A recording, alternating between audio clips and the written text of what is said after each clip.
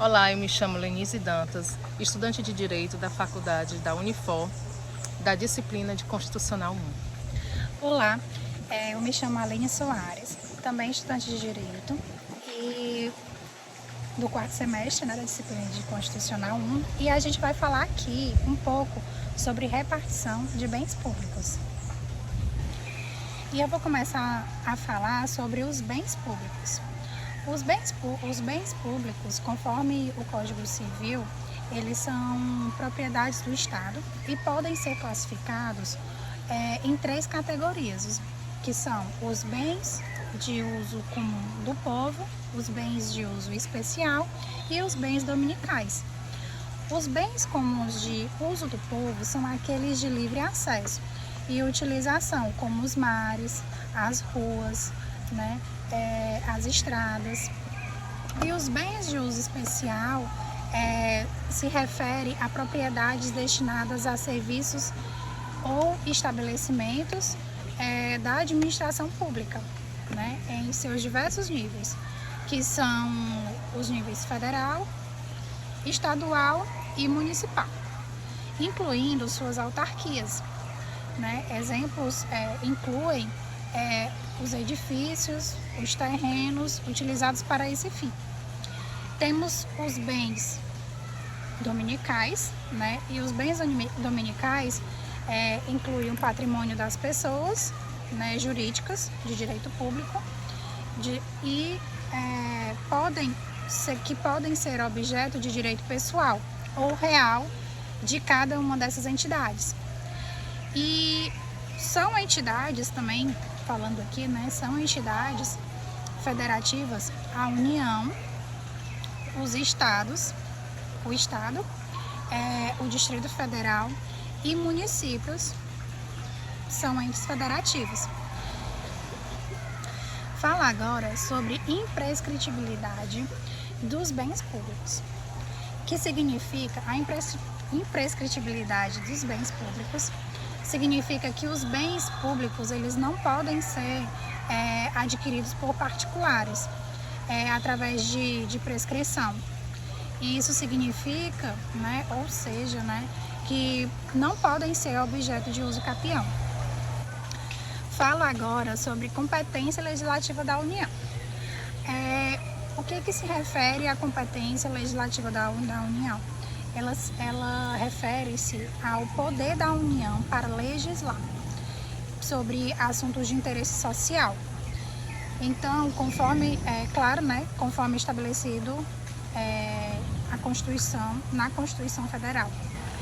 E falo agora sobre a distinção entre bens atuais e futuros da União. Os bens atuais da União são aqueles que já pertencem ao patrimônio público federal, enquanto os bens futuros são aqueles que podem vir a integrá-lo no futuro. Passo agora a palavra para a nossa colega de equipe, Lenise Dantas. Ela vai estar dando continuidade ao tema, que é a repartição de bens públicos. Obrigada, Aline. Gente, dando continuidade aqui a um tema que a Aline já trouxe sobre terras devolutas, consiste em 2 processos. O processo de discriminação de terras devolutas, que é o procedimento para identificar e reconhecê-las. E temos também o processo de discriminação de terras devolutas do Conselho de Defesa Nacional e Faixa de Fronteiras.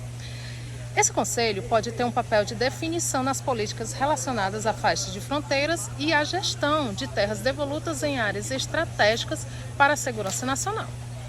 Trago aqui a jurisprudência do Supremo Tribunal Federal, que destaca a súmula 477. Estabelece que é válida a utilização de discriminatória para a titulação de terras devolutas, mesmo após a promulgação da Constituição de 1988. Dando continuidade, falo agora dos recursos hídricos, mar territorial e recursos naturais da plataforma continental. E também zona de economia exclusivas. Esses são os recursos de jurisdição nacional, sujeitos a legislação específicas e acordos internacionais. No termo de direitos de soberania, PC+N, ROIDs, os mesmos se referem aos direitos de responsabilidade do Estado e dos recursos naturais e territórios em cavidades naturais e subterrâneas e sítios arqueológicos e pré-históricos. Esses são patrimônios naturais e culturais protegidos pela legislação específica. Terras tradicionalmente ocupadas por comunidades indígenas e terras indígenas, TIs, são áreas reconhecidas como ocupadas por comunidades indígenas, podendo ser demarcadas como terras indígenas. Na controvérsia jurídica em relação ao marco temporal de ocupação e efeito de backlash indígena, falo também sobre cavidades naturais subterrâneas e sítios arqueológicos pré-históricos, que são patrimônios naturais e culturais protegidos pela legislação específica. E falo agora das terras tradicionalmente ocupadas por comunidades indígenas e terras indígenas. São reconhecidas como ocupadas por comunidades indígenas, podendo ser demarcadas como terras indígenas.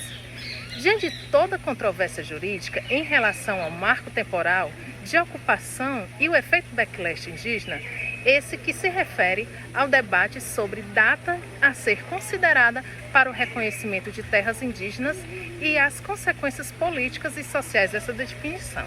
O backlash indígena pode ser entendido como reações negativas ou retrocessos à conquista do povo indígena. Obrigada a todos. Gente, finalizamos nosso vídeo. Muito obrigada a todos que assistiram.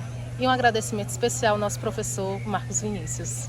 Agradecemos também ao nosso monitor, né, que é o Ivens. Ele deu todo o suporte, tirou todas as dúvidas e espero que gostem do nosso vídeo, tá? Tchau, tchau. Obrigada, tchau, tchau. Obrigada.